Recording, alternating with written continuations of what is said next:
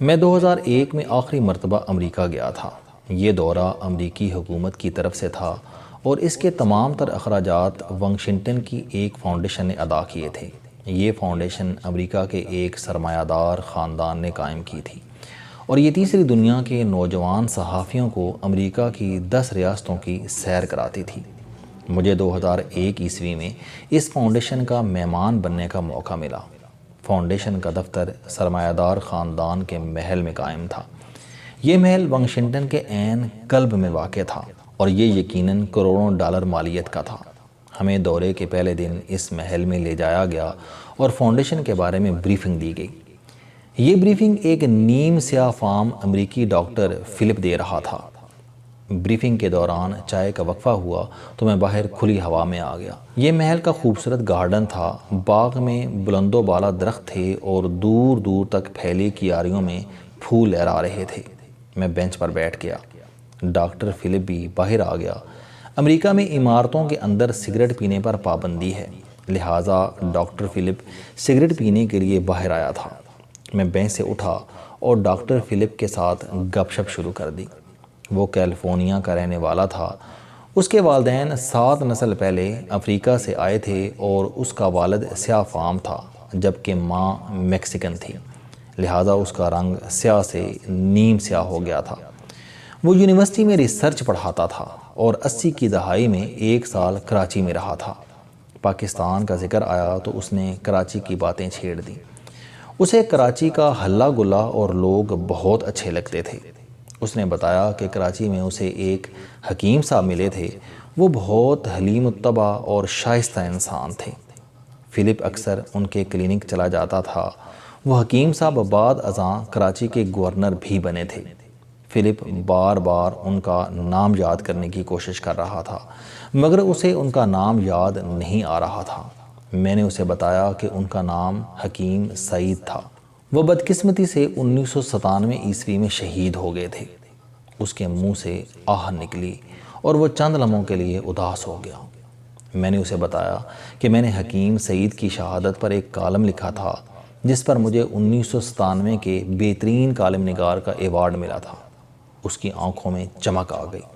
اس نے فوراً cigarette بجھایا، cigarette کا ٹوٹا گارڈن کی باؤنڈری وال پر رکھا اور مسکرا کر تالیاں بجانے لگا۔ میں اسے حیرت سے دیکھتا رہا۔ تالیاں بجانے کے بعد اس نے مجھ سے ہاتھ ملایا اور مجھے گرمجوشی سے مبارکباد پیش کی۔ میں نے جھک کر اس کا شکریہ ادا کیا۔ اس نے سگریٹ کا ٹوٹا دوبارہ جلایا، 3-4 لمبے کش لیے، ٹوٹا ڈسٹ بن میں پھینکا اور اندر چلا گیا۔ لیکن میں ڈاکٹر فلپ کے رد عمل کے بارے میں سوچنے لگا۔ مجھے محسوس ہوا کہ میں نے جب اپنے ایوارڈ کے بارے میں اسے بتایا تھا تو اس نے اندازہ لگایا کہ یہ میری زندگی کی ایک بڑی اچیومنٹ ہے اور اسے میری اچیومنٹ کو سیلیبریٹ کرنا چاہیے۔ چنانچہ اس نے سگریٹ بجھایا اور تنہائی میں کھڑے ہو کر میرے لیے تالیاں بجانا شروع کر دیں۔ اس کی یہ ادا، وہ لمحہ اور وہ گارڈن ہمیشہ ہمیشہ کے لیے میری یادداشت کا حصہ بن گیا۔ ڈاکٹر فلپ کے ساتھ گزرے ہوئے وہ 10 منٹ مجھے زندگی بھر کے لیے ایک نیا سبق دے گئے۔ وہ سبق سیلیبریشن تھا۔ ڈاکٹر فلپ نے مجھے سکھایا کہ ہمارے دوست، ہمارے عزیز، رشتہ دار، بہن، بھائی، ہمسائے اور ساتھی اپنی کامیابیوں پر ہم سے مبارکباد کی توقع رکھتے ہیں۔ کسی نے اچھی تصویر بنائی ہے، کسی کی آواز اچھی ہے اور اس اچھی آواز کی وجہ سے اسے کوئی ایوارڈ ملا ہے، کسی نے اچھا مضمون لکھا ہے، کسی نے اچھی تقریر کی ہے، کسی نے امتحان میں اچھے نمبر لیے ہیں، کسی کی تنخواہ میں 200 روپے کا اضافہ ہو گیا، کسی نے گولف کھیلنا شروع کر دی، کسی نے گھر بنایا، کسی نے شادی کی، کسی کے گھر بچہ پیدا ہوا، کسی کے بچے نے اسکول میں انعام لیا، کسی کی بیوی نے اچھا اچار بنایا، کوئی اچھی ٹائی لگا کر آیا اور کسی کا عزیز رشتہ دار جرنیل بن گیا۔ یہ سب لوگ اپنی کامیابیوں کی سیلیبریشن چاہتے ہیں۔ ان کے دل کے کسی گوشے میں مبارکباد کی خواہش انگڑائی لیتی ہے اور جو شخص ان کی یہ خواہش پوری کر دیتا ہے وہ ڈاکٹر فلپ کی طرح ہمیشہ ہمیشہ کے لیے ان کے دل میں جگہ پا لیتا ہے۔ مجھے معلوم ہوا کہ سیلیبریشن ایک ایسی طاقت ہوتی ہے جو انسان کے حوصلے میں 10 گنا اضافہ کر دیتی ہے، جو لوگوں کا ٹیلنٹ بڑھاتی ہے اور جو لوگوں کی کامیابیوں میں اضافہ کرتی ہے۔ مجھے محسوس ہوا کہ مغربی معاشروں اور ہمارے ملکوں میں ایک فرق سیلیبریشن بھی ہے۔ وہ لوگ دوسروں کی خوشیوں اور کامیابیوں کو سیلیبریٹ کرتے ہیں۔ وہ لوگ ایک دوسرے کو کارڈ اور پھول بھجواتے ہیں، ایک دوسرے کے لیے تالیاں بجاتے ہیں، اور وہ لوگوں کو متوجہ کر کے اعلان کرتے ہیں کہ خواتین و حضرات، میرے اس دوست سے ملیے، اس کے گھر میں 1 کلو کا ٹماٹر پیدا ہوا تھا، یا کل اس کی بلی نے 6 بچے دیے تھے، اور لوگ کھڑے ہو کر تالیاں بجاتے ہیں۔ مجھے یاد آیا کہ میں ایک بار ہالینڈ کی ایک فیملی کا مہمان بنا تھا۔ ان دنوں میزبان کے بچے نے زندگی کی پہلی ڈرائنگ بنائی تھی۔ میرا میزبان گھر آنے والے ہر ملاقاتی کو بچے کا کارنامہ بتاتا تھا، اور بچے اور ڈرائنگ دونوں کو ملاقاتی کے حضور پیش کر دیتا تھا۔ ملاقاتی جی بھر کر بچے کے ٹیلنٹ اور ڈرائنگ کی تعریف کرتا تھا۔ میزبان نے مجھے بھی ڈرائنگ دکھائی۔ وہ ایک انتہائی فضول اور بھدی ڈرائنگ تھی۔ میں نے محسوس کیا کہ لوگ صرف بچے کی حوصلہ افزائی کے لیے اس ڈرائنگ کی تعریف کر رہے ہیں۔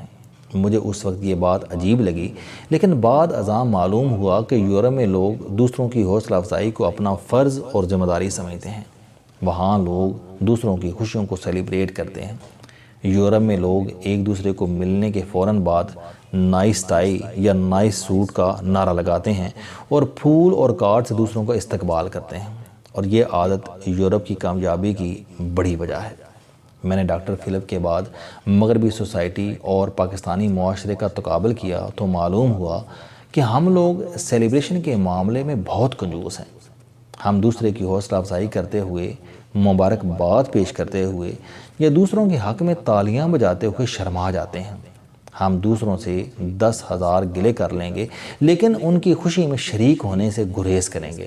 ہم لوگوں کو خوش ہونا اور خوشی منانا نہیں آتا۔ آپ پاکستان کی شادیوں کو دیکھ لیجئے۔ پاکستان کی ہر شادی کا آغاز ناراضگی سے ہوتا ہے۔ عین شادی کے دن سارا خاندان ایک دوسرے سے ناراض ہو جاتا ہے۔ بارات آنے پر پتہ چلتا ہے کہ دلہے کی بھابھی راستے سے واپس چلی گئی تھی، یا بہن نے ناشتہ نہ ملنے پر رو رو کر حشر کر دیا تھا۔ پاکستان کی تمام پھوپھیاں، چاچے اور ماموں شادی پر ضرور ناراض ہوتے ہیں۔ اسی طرح بچے کا نام رکھنے پر اکثر گھروں میں فساد ہو جاتا ہے۔ نئی گاڑی لینے، ملک سے باہر جانے یا سسرال کو تحفہ دینے پر بھی آدھا خاندان ناراض ہو جاتا ہے۔ میں نے اکثر پروموشن پانے والے لوگوں کے بارے میں کولیگ کو کہتے سنا کہ یہ خوش آمدی تھا، صاحب کا سالہ تھا، یا ساشی تھا، لہٰذا اسے پروموشن مل گئی۔ میں نے ہمیشہ امتحانوں میں زیادہ نمبر لینے والے طالب علموں پر نقل کا الزام لگتے دیکھا۔ میں نے لوگوں کو نوکری پانے والے امیدواروں کو ہمیشہ سفارشی کہتے سنا، اور میں نے ہمیشہ ناکام سیاستدانوں کے منہ سے دھاندلی کا الزام سنا۔ میں نے آج تک پاکستان کے کسی والد کو اپنے بیٹے یا بیٹی کی آواز، ڈرائنگ یا کھیل کی تعریف کرتے ہوئے نہیں دیکھا، اور میں نے آج تک کسی شخص کے منہ سے کسی سیلف میڈ کی اچھائی نہیں سنی۔ میں نے آج تک ہر شخص کی کامیابی پر دوسروں کو کڑتے اور جلتے ہوئے دیکھا۔ میرے ایک دوست کل دوسرے دوست پر رشوت خوری کا الزام لگا رہے تھے۔ میں نے وجہ پوچھی تو وہ مسکرا کر بولے، اس نے ملازمت کے 5ویں سال میں گھر بنا لیا۔ میں نے کہا کہ ملازمت کے 5ویں سال میں گھر بنانے کا مطلب رشوت تو نہیں ہوتا۔ کیا تم نے کبھی اسے رشوت لیتے دیکھا؟ کسی نے تمہیں بتایا؟ اور کیا آج تک اس کے خلاف رشوت ستانی کا کوئی کیس درج ہوا؟ اس نے انکار میں سر ہلا دیا۔ میں دوسرے دوست کو بھی جانتا تھا۔ مجھے معلوم تھا کہ اس نے بے شمار لوگوں سے قرض لے کر مکان بنایا تھا، لیکن میرا دوست میری بات ماننے کے لیے تیار نہیں تھا۔ یہ ایک جیلس رویہ تھا۔ ہمارا پورا معاشرہ اس جیلس رویے کا شکار ہے۔ ہم دوسروں کی کامیابیوں میں خامیاں تلاش کرتے ہیں۔ شاید یہی وجہ ہے کہ ہمارے ہاں ٹیلنٹ پروان نہیں چڑھ رہا۔ ہم لوگ دوسروں کی خوشی پر خوش نہیں ہوتے۔ شاید یہی وجہ ہے کہ ہم سب میں خوشی ختم ہوتی جا رہی ہے۔ ہم لوگ بھول گئے ہیں کہ خوشی ہمیشہ دوسرے لوگوں کو خوش دیکھ کر ملتی ہے، اور جب تک آپ دوسروں کی کامیابی کو تسلیم نہیں کرتے، آپ خود کبھی کامیاب نہیں ہوتے۔ ہم لوگ بھول گئے ہیں کہ خوشی کی بیل ہمیشہ ہمسائے کی صحن میں لگتی ہے، اور وہاں سے ہوتی ہوئے ہمارے صحن میں سایہ کرتی ہے۔ اور ہم بھول گئے ہیں کہ اگر ہمسایہ خوش نہیں ہوگا تو ہم تک کبھی خوشی نہیں پہنچے گی۔ اگر ہم دوسروں کی خوشی کو سیلیبریٹ نہیں کریں گے تو دوسرے کبھی ہماری کامیابیوں کو سیلیبریشن کی کھاد نہیں دیں گے۔ السلام علیکم دوستو، علم دوستی چینل بنانے کا مقصد موٹیویشنل اور زندگی بدل دینے والی کہانیاں آپ تک پہنچانا ہے۔ مجھے خوشی ہے کہ آپ احباب کو یہ ویڈیوز بہت پسند آ رہی ہیں۔ کوئی بھی شخص جو مایوسیوں میں گھرا ہو یا کوئی بھی شخص جو اپنی زندگی مثبت انداز سے گزارنا چاہتا ہے، اس کے لیے یہ چینل لائف چینجنگ ثابت ہوگا۔ میرا دعویٰ ہے کہ کوئی بھی شخص اگر اس چینل کی ویڈیوز دیکھ اور سن لے گا تو اس کی زندگی بدل جائے گی۔ اگر آپ کو یہ چینل پسند آئے تو اسے سبسکرائب کرنا نہ بھولیں تاکہ ہر نئی آنے والی ویڈیو آپ تک پہنچ سکے۔ اس ویڈیو کو دوسروں تک ضرور پہنچائیں کیونکہ یہ صدقہ جاریہ ہے۔